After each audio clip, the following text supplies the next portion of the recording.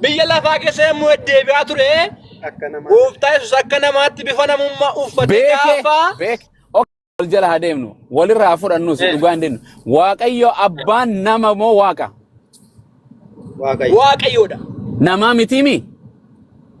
Nama miti. Goobas Yesuus nama moo waaqa? Waaqa. Oo waaqa lama jira jechuudha. Amen. Lama. Isaan lamaan tokkicha. Lama naan jedha dhaggeeffadha irraan isinii deebi'e ammas mee qaceelloo isin lachuu dhaggeeffadha. Qaceelloo dhaggeeffadha dhumatti dubbii yaraa hawwattee dhaggeeffadha. Waaqayyo abbaan sama Waaqayyo abbaan inni samii Waaqayyo abbaan inni samiirra jiru san nama moo waaqa? Adda ka'e biyya lafaarra yemmuu deddeebi'aa ture gooftaa Yesuus gaafachuutti hin jiru. Waaqayyo ani gara abbaa koo nan dhaqaa jedhe. Hindaga atu gana dayta gara abba atu hindayta anaafata jechuudhaaf anaafati pirogiraamii qabannee si'a tokko lama taawaleessa wal amansiifna. Garuu jechuudha Yesuusii gara abbaa yemmuu dhaqee abbaa koo bira naqa jedhe. Abbaan ni qaba? Abbaan ni qaba? Abbaan abbaa qaba Abbaanis abba qaba? Adda ka'e ati eenyurraa abbaan qabdu ati? Annaan qaba. Yesuustu abbaa qaba moo abbaatu abbaa qaba? Gooftaan Yesuusii ergamaa ta'ee biyya lafaa kanarra ture. Isa beeka isa walii galle waan jedhe Waaqayyo abbaa hin qaba. Waaqayyo tokkicha abbaa fi an tokkicha de. Asasin jenne. Ani fi abbaan koo tokko de. Sanin jenne na dhaggeeffadhu. Abshira. Na dhaggeeffadhu tamatarrashaa Waaqayyo Yesuus abbaa ni qabaami? Eeyyee? Yesuusii biyya lafaa gubbaa yemmuu ture abbaan qaba de. Biyya lafaarra jirtaatu biyya waaqarra hin jirtu anis biyya lafaarra hin jira waan jedhe. Amma gaa Yesuus immoo waaqarra jira ka. Yesuus biyya lafaarrattis waaqarrattis abbaa ni qaba moo qabu? Qaba. Goobas Waaqayyo abbaan sanoo waaqa abbaa ni qaba? Hin qabu.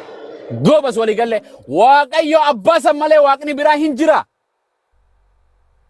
Waaqayyo malee saa waaqni kan biraan hin jiru. Goobas Waaqayyoon tokkicha tokkomi. Waaqa tokkicha. Tokkicha santu fannoorra sii du'e. Waaqayyo tokkomi. Waaqayyo tokko. Tokkicha sanii fannoorra sii du'e. Eeyyee tokkicha sana fannoo gubbaatti naaf du'e naaf dhiige. Rabbi isa biyyeen itti asalphattu Waaqayyoon du'u. Waaqayyo ajjeesu gurbaan. Biyyeen itti asalphattu.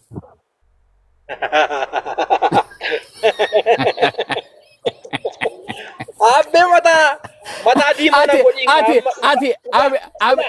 Abiyyi seete Waaqayyo ajjeesee deema. Ayyee. Adda keessaniima. Ani jechuudha. Amantii musliimaa nan kabajaa. Ayyee. Nan jaalladhaa. Ayyee. Firoota musliimaa nan qabaa. Ayyee. Ani amantii namaatti hin bu'u. Hin buutan jenne anillee hin buutin jiru. Namni amantii kootti hin bu'u. Namni amantii koottis hin bu'in. Hin buune. Garuu dhugaa jirtu tokko jechuudha. Akkas. Walitti himuun baay'ee bayeessa. Ani amantii namaan ceephaa'u amantii koos nama ceephaa'u barbaadu garuu jechuudha. Bareedaadha waan jedhe. Macaafa qulqulluu keessaa jechuudha. Macaafa qulqulluu keessaa. Iksii funaannee ittiin amantii walii diiguutu hin taane. Wal barsiifna wal gaafannaa. Maal fakkaatti dhugaan maal fakkaatti eessa jirti eessa dabdeerti. Waan jedhe amma ittiin dabaliin Waaqayyo gaariidha. Akka jedhe ittiin dabalin. Ati Waaqayyo hin boqotaa jette Waaqayyo ni boqotaa? Gooftaan Yesuus jechuudha. Gooftaan Yesuus hafuuraan akka dhalate beektamoo hin beektu. Barane dalanne si waaqaan dhalate sooretti. Al tokko muutii qabadhaa warra kaan muutii qabadhaa. Buleessa koora kana beekamne kaan hin dubbatin. Koi yeroo tokko Waaqayyo ka jettu. Sooretti mucattii qophoofteetti moo maaliif seente yoo seen qophoofte amma qabattu? Jedhi rakkoon qabuuti warra kaan akka hin dubbanne ati bichaan dubbadhu. Ish. Koi yeroo tokko waa gaafadhaafanii gobosi koo maal taate. Amma maqaa hidhatee gooftaan isin fudhachiisa. Ijoollee baay'ee si duuba jira abbo. Eenyu dhufe si duuba? Ijoollee waaqayyooti. Ijoollee waaqayyoo nagaan isiniif haa ta'u. Waaqayyo tokkicha. Waaqayyo tokkicha. Akkas inni san hindu akka jedhu Ximooxiyoos isa duraa lakkoofsa 6:10 Waaqayyo duwwaatu hindu ati hinduutu jedhame Waaqayyoon. Hindu Yesuus du'e moo hinduune?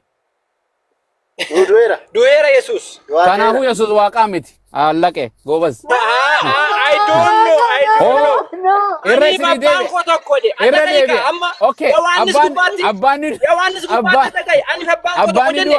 Abbaan hin du'a. Ara gudere. Okay, singa kota. Eenyu goobasi tana mucaa tana waan kichuu bareedduu tana eenyu? Ma obboleetti teeti? Eenyu maqaan isii? Biiftuu. Biiftuu boqota biiftuu du'a moo Waaqayyo du'a? Biiftuu du'a Waaqayyo du'a. Goobas kanaafuu fannoo irra kan du'e Waaqa moo nama? Waaqa du'e. Waaqayyo miti kan du'e. Amen.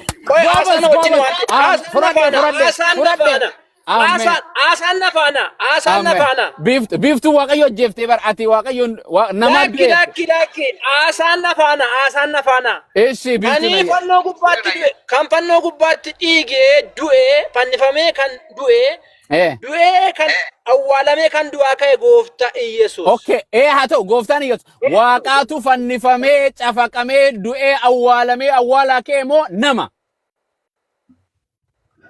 Hadda keessatti maati gooftaan Yesuus ifa namummaa afaan Oromoo sii gala.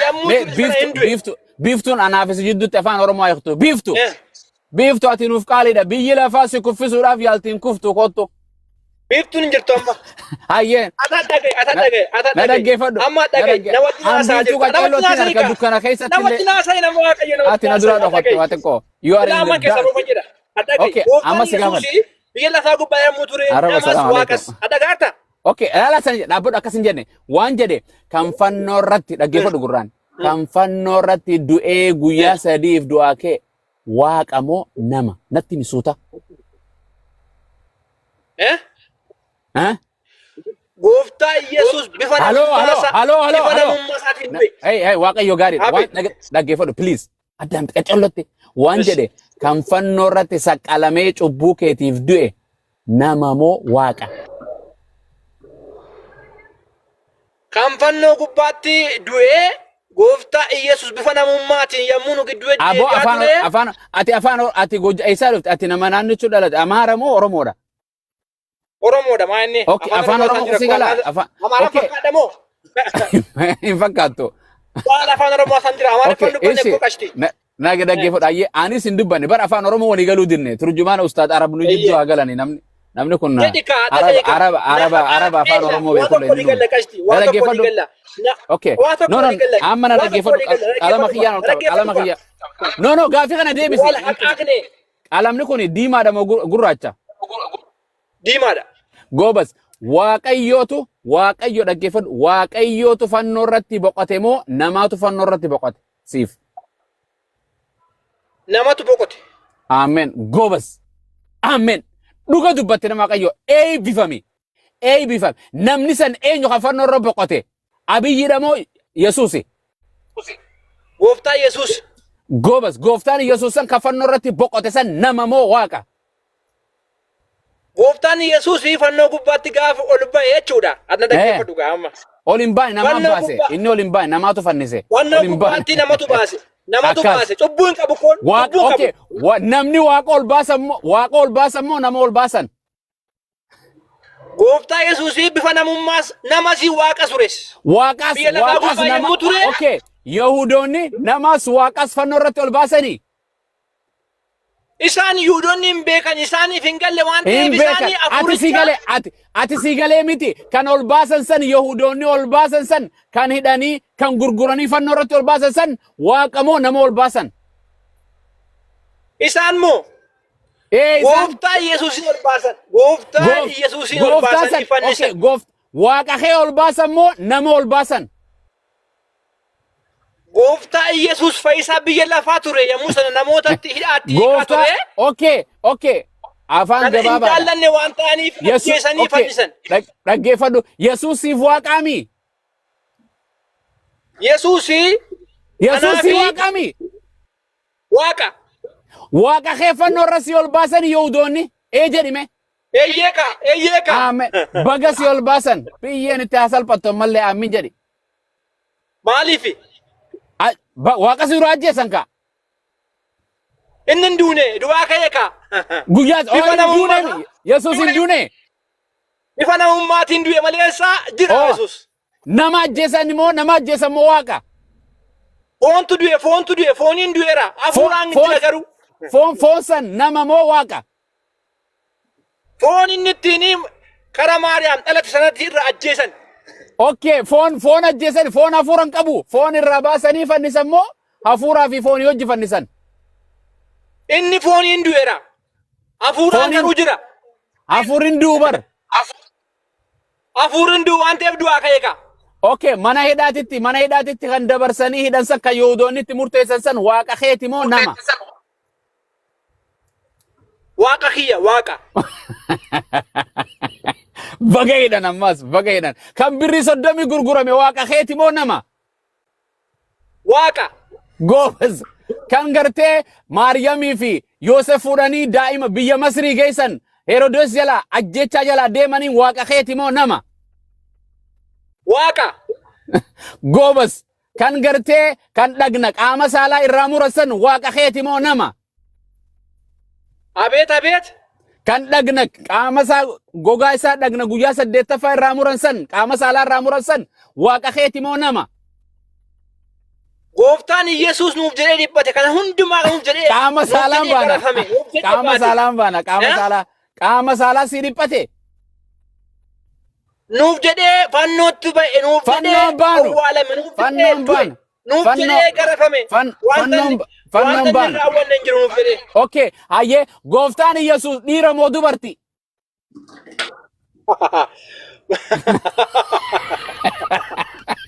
Abboo ifatami maqaa Yesuusin. Wallahi nama walchise kun qaqliitti dubeetti bar wallahi ustaad Arab hin beeyte deebisi gooftaan Yesuus seet wahim wondi jansan dhiira moo dubartii?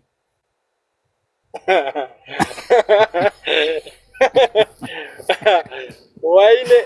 Watto ka kuna. Akam goona. Dhiira goona moo dubartii? Walit damarraa dhiira. Fissum seet fissum wondi jennaani. Biiftuun si bilbiluu jirti. Haleluyaa. Waaqayyo awwa namni nu madeef. Ustaad Arab, assalaamu alaikum jedhana. Waalaikumsalam warahmatullahi maa kana nu rakkitan wabarakatuh. Maaf nama waaqayyo kan nama rakkitan. Akkasoo yeroo tokko. No, jechuun wangeela fidu nama kana aqlumaan jala deemta malee waan niin beeka jechuun sagantaa tartiiban qabdu baxam. Jechuun sammuma isaati haa gurratu. Waan akkana nama mudate biiftu nama waaqayyo tokko torban kana anuma raasa nama waldaallee ngura kan.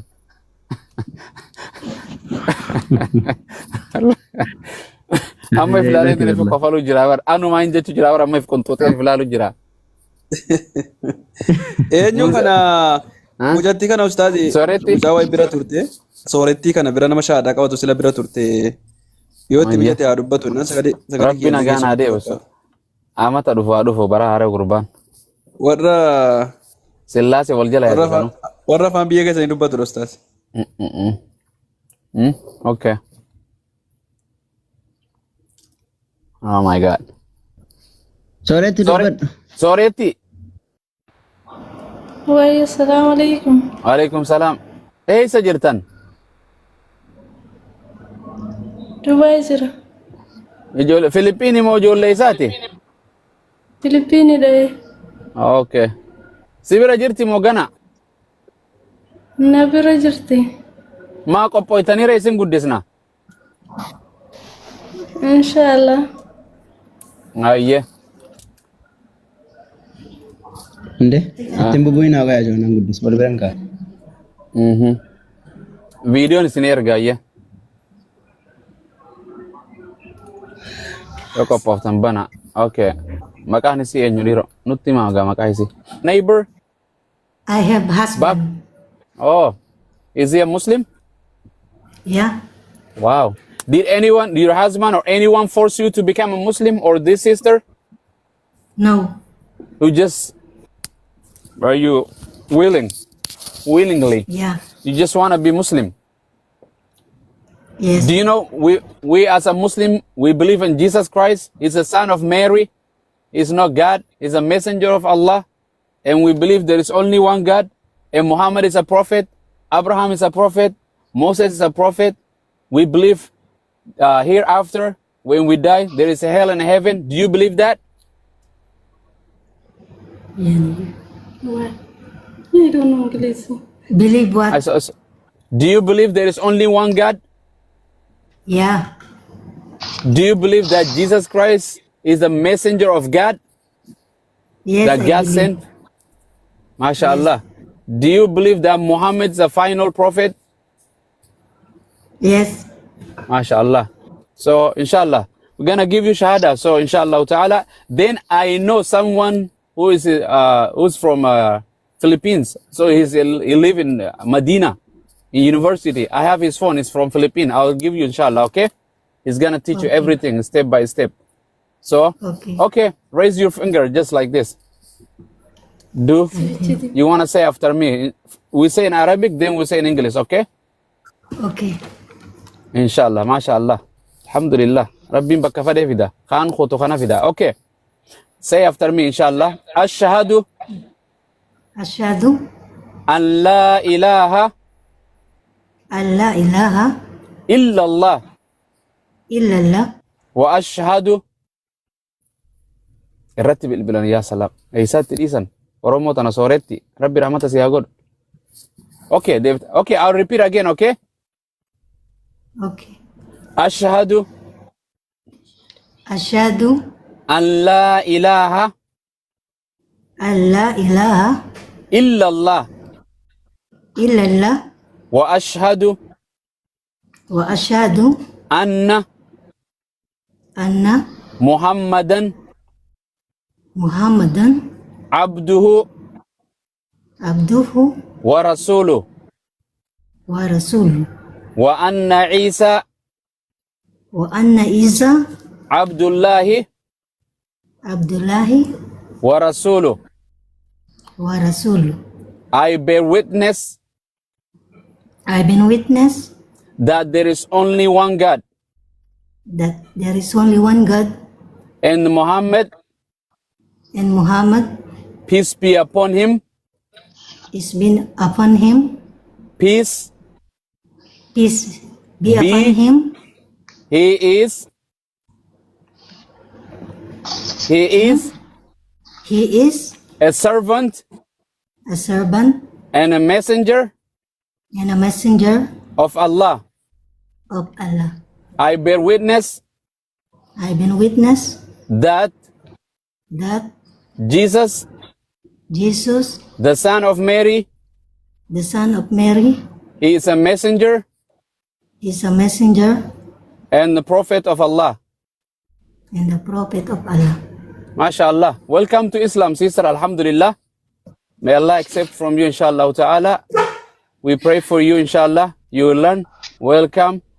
So, inshallah ta'ala, I'll give you the number in private, inshallah ta'ala. There is Abdul Hakim. His name is Abdul Hakim. I have his number, inshallah ta'ala. So, I'll take, what is his name? The Soreti number, inshallah. I'll give you tonight, inshallah ta'ala. He's gonna call you, biiznillah. May Allah make easy for you, inshallah. Now, what you do is you just go and take a shower, step by step. I'll send you some link to, inshallah ta'ala, if I receive your phone number, inshallah, how to pray, how to read the Quran. Just basic, slowly, inshallah ta'ala. Then the rest you learn from your husband too, inshallah ta'ala. MashaAllah. Is he in back home or is he in Dubai too? Your husband? It's in Oman. Oman? MashaAllah. Congratulations. MashaAllah, it's beautiful. So, we don't worship anyone. We don't worship the angel. We don't worship anyone. We don't worship Muhammad. We don't worship the Jesus. We only worship the only God who created everything. Allah. We don't worship the Jesus. We don't worship the Mary. We don't worship anyone. We don't worship the animals. We don't worship anything. So, mashallah, welcome. Islam is beautiful. You already have hijab. So it's beautiful. Mashallah, congratulations. Ustad Arab, you want to say something to her? Welcome her to Islam.